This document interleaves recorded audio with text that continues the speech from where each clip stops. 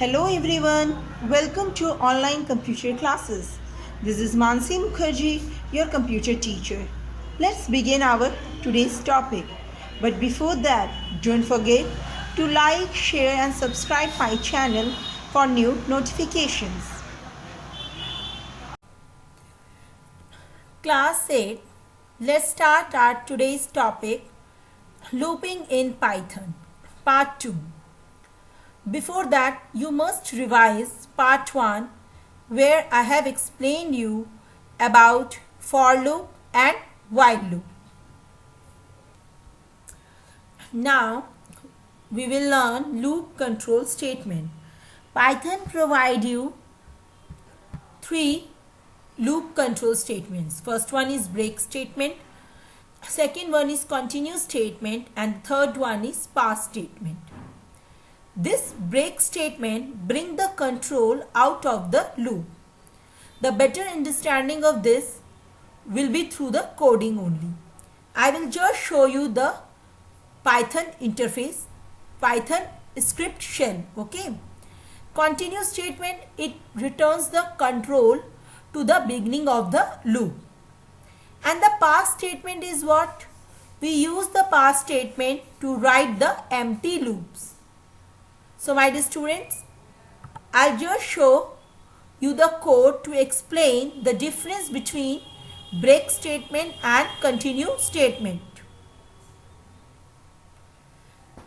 Now, through the code, we will understand the difference between break and continue statement. What are these statements? Loop control statement. So look here, flower is a variable here, okay? And the data we are storing in this variable.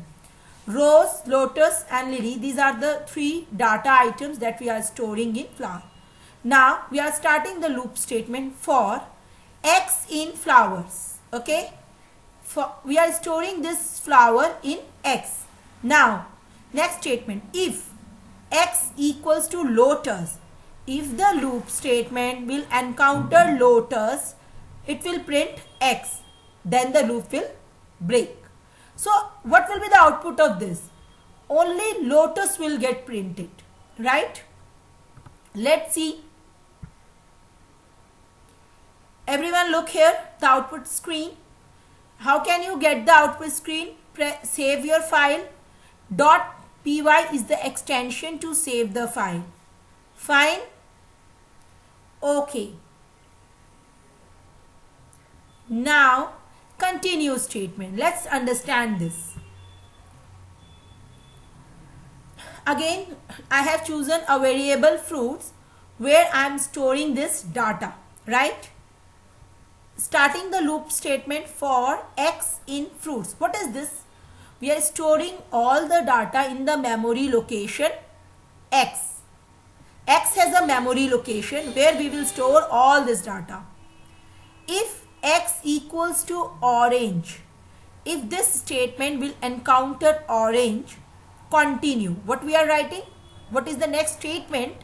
Continue. It will move. It will not print this. It will comes to the next data item. It will check for next data item and the print statement will print that. So how it will work?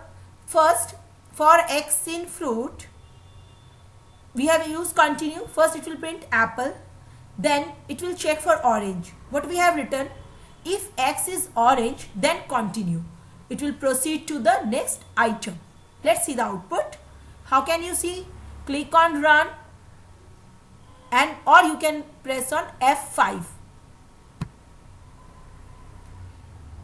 Look here, apple and grapes. This is the output. So what do you understand? In the break statement, if you want to print a particular item, we use break statement. And if you not want to print that particular item, then we use continue statement. So the difference is clear now. You can pause your video for writing the code. You can pause here and write the code in your notebooks. Okay. Now let us understand range function. But range means what? this function is executed the body loop a specified number of times only. Okay, so how can we understand? Suppose I told you to write the table of 5. So you will write 5 into 1, 5, 5 into 2, 10, 5 into 3, 15. 10 times you have to write the print statement. Or I say write the number 1 to 100. So 100 times you will print the statement. How tedious, how long code will become. So instead of writing or doing this, we can use range function. By default, the number starts with 0 and it is incremented by 1. Let's see. Look here, for a in range 5, print a. So a is any variable. You can write anything, x, y, z, any variable, and we are keeping the range is 5. So it will print from 0 till 5 numbers. It will going to print only the 5 digit starting from 0, and the number will be incremented by 1. Okay, so let's see the output. Print a. So this will give the output. Let's see. Look here, this is the output of the statement print range function. 0, 1, 2, 3. Have you seen? So this is the advantage of using print range function. Okay, but if we don't use the range function, fine.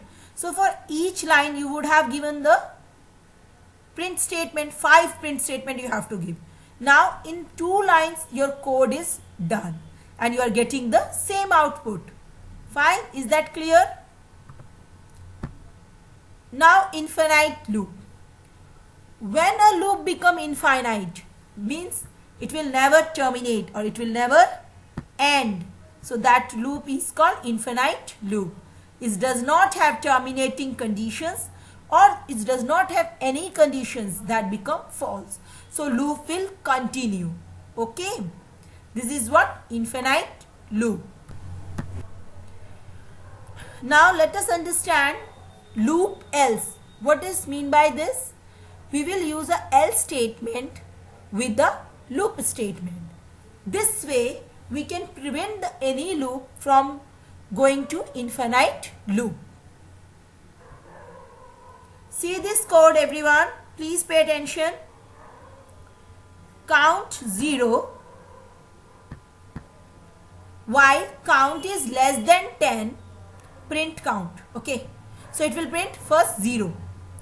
Count equal to count plus 1. 0 plus 1 is 1. It will print 1. Next, again the loop will go here. While 1 is less than 10, print count 1 will print it. Then this line. 1 plus 1, 2. So it will print 2.